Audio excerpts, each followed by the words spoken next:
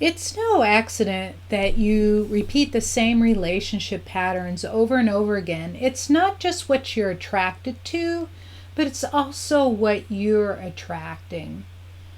And the reason is people transmit on a specific emotional frequency, a wavelength, so to speak.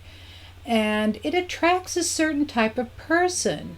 You're listening to Scientific Healing, and I'm Dr. Anastasia Chopless, your host. You might be wondering what relationships and healing have to do with one another. It's because your emotional state influences your health profoundly. In fact, research shows that the most important factor in your life for health, wealth, longevity, and happiness are your relationships. To help you take better care of yourself with a soothing healing audio, go to scientifichealer.com/wake-up-brain.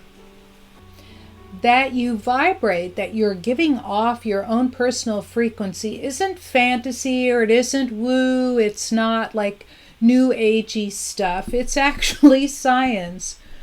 And they're backed up by measurements of what you radiate.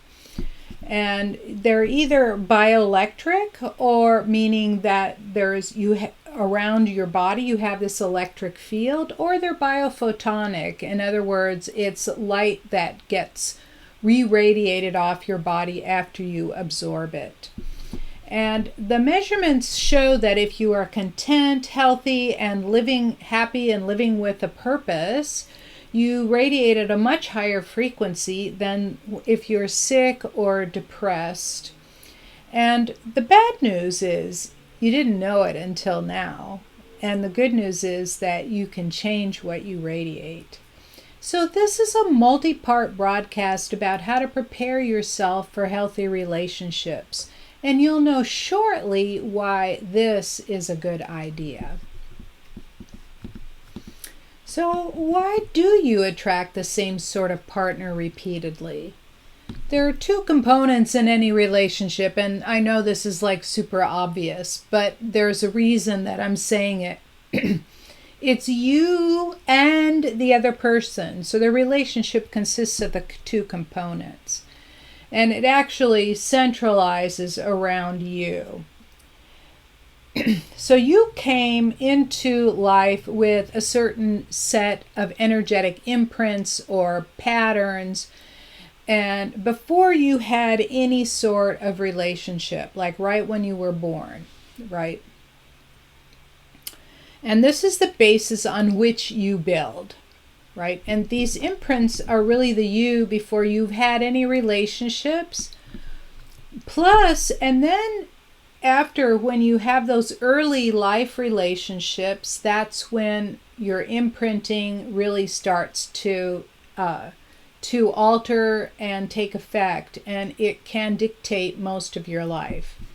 So it consists of your inherited energetic patterns, which are known as epigenetics, and it includes tendencies towards certain behaviors. Do you have a trigger temper? Do you have a tendency towards depression or self-destructive behavior? Or are you naturally happy or naturally high, right? And then what happens is that those imprints that you already have, and I know it sounds like, do you have a trigger temper? But I have to say that when my son was born, I have two children. When my daughter was born, she was just always like super content and happy as a baby. And even right when she was born and I held her in my arms for the first time, she was just like this content little baby. And when my son was born and they took him off of me to clean him up a little bit, he shrieked bloody murder. And what's interesting is that those two personalities kind of stayed through their whole life, although my son has learned how to modify it, right? In other words, he has developed a way to suppress his immediate trigger temper. And he inherited that trigger temper from his father, who inherited it from his father, right? So it goes down the line. And my son decided that the buck stops here, right? I kind of helped with that too. So then your early childhood relationships could lead you also to having some low energy emotions. And it's like fear, shame, or anger. These are low energy. You don't really want to be in them because it really saps your strength. And those relationships are to your parents or to other significant adults in your family, like aunts and uncles and grandparents. It could even be to older siblings or even siblings that are kind of your equal. And those emotions are kind of unresolved issues that happen between you. And each emotion that's trapped in your body has its own effect on your personal frequency, right? So then layered on top of that, everybody says, well, your healing is kind of complicated. It really isn't. You just have to understand what the parts are. And we come in layers. No, it's not like an onion. I don't like that analogy because once you peel all the layers of the onion off, then you are left with nothing, right? So what we want to do is, I just relate it to like as if you have a pond with pond scum. Beneath the pond scum, you have this beautiful, clear pond, and you want to just keep scraping the pond scum off until it's all gone, right? So these are your layers that you want to clean off until you're left with the real you, right? So now on top of those early relationships and what you were born with, you have societal, religious, and community beliefs. And the emotions that you feel when you're subjected to these values, behaviors, and beliefs further determines your frequencies.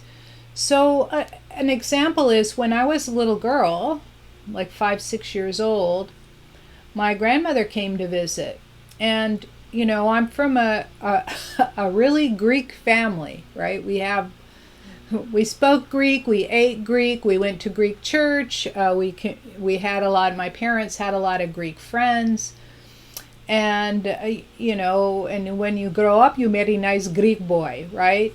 So having those values, they valued females way less than they valued males. So I was the firstborn and my sister was second, and then I had 2 brothers after that. And my brothers were valued more than we girls. And even when my grandmother came, she says, girls are bad, boys are good, right? And I kind of got incensed, thinking to myself, here I am like 6 years old, thinking to myself, well, then why am I a girl? I don't want to be a girl, right? Because I got angry at the thought that how dare they call me bad and I had no choice in the matter, right? So that's an example of kind of like a societal belief with Greeks having kind of like this internal belief, and I carried that throughout a lot of my life. And that's kind of over now. I'm grateful to be female because I got to experience all these awesome things, right? But you have those things in your life, like, you know, there are people that have grown up in religious cults and they were abused and things like that, or they were, you know, browbeaten a lot. And the feelings that you have during that time are what you then wear as your emotions. Like a lot of people have felt trapped in their lives, right? So all of these things, these 3 things, the layers, your immediate relationships, and your society, your community, your country, wherever you're from, they add up to what you are going to be radiating, and this is what you will be attracting. And it will attract not who you are, but who you're being and right at that moment, right? It's got nothing to do with, like, I've had a lot of people come and say, I've had these really horrible relationships and I don't know what to do about it. And so now I think that it's my fault. No. It's like you come with this package. The good thing is that there's lots of ways you can fix it. And so there are a couple of reasons why you want to wait once you complete a difficult relationship, meaning you have decided to go your separate ways and you're mad as hell and you can't take it anymore. That's from the movie Network, right? So there are two reasons. The main reason is why you want to wait and heal from the destructive relationships is you still have that energy emanating from you. And so you want to give it a chance to heal. And it's not that time heals all wounds. You have to be proactive at it. And then the second reason is that you won't notice that destructive, toxic behavior towards you because you've gotten so numb and used to it. You won't realize that it's going on until you're very deep into it. You might not even know what a healthy relationship looks and feels like. You may be so used to drama that anything that's healthy will feel boring to you. So I've heard this complaint that their nice partner is just too boring, that they have to go find their bad boy or bad girl to make life exciting again. Give it time. Give it time. Great relationships aren't boring. They're just drama-free. And there's no adrenaline rush due to danger. Like, why do people like to watch scary movies? Because they get this adrenaline rush. Like, I don't like scary movies. I turn them off, or I watch videos and scrub through the scary parts. I just don't like them, right? Okay, so I said you need to wait a while to heal. What is it you need to do? Well, the short answer is raise your frequency. And here are some ways to do it, right? So the number one is to start taking care of yourself, right? Let's not consider relationships. Let's start taking care of you, right? One of the things that I've noticed that people in toxic relationships, they are busy taking care of everybody else and they leave themselves behind.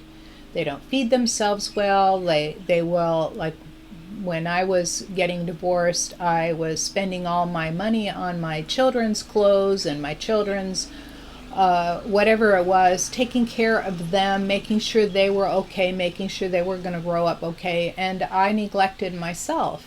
I didn't buy any new clothes for like 2 or 3 years because I figured, well, I'm not growing, I'm the same size, but they are changing and growing. But neglecting yourself like that is not doing yourself any favor because you're not honoring yourself. So the first thing is to take care of yourself. Get a manicure, get a massage, buy some new clothes, do something that makes you feel good. Get a new haircut, change your hair color, do something different. And so that's treating yourself. And then the other is to treat yourself well. Forgive yourself. Right, and so anytime, like I use cord cutting a lot, like every morning I go through and I release what I had the day before, and that cord cutting will help release the thoughts. Like if ever I feel guilty about, oh, I should be spending this money somewhere else, right? But you are important, so you need to release that thought of guilt and let it go down the drain. So I just cut 3 times down whenever a thought like that impinges and I let it go. It's really important to catch yourself, right?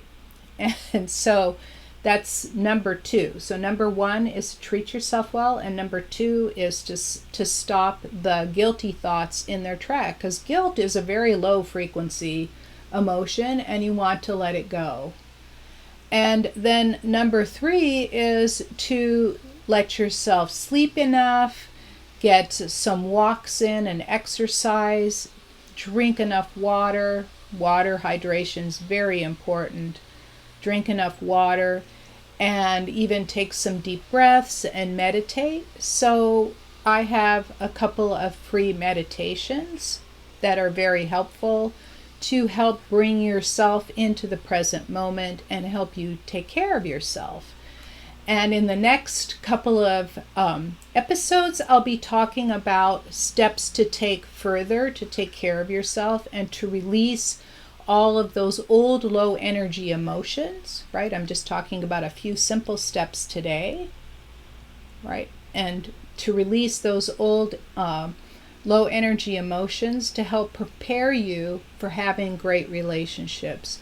Because the current you right after an old relationship breakup, like especially if you've been a repeat offender, I had a repeat, I went from relationship to relationship to relationship, and I had the same kind of guy. They had trigger tempers, right? They just got really mad really fast.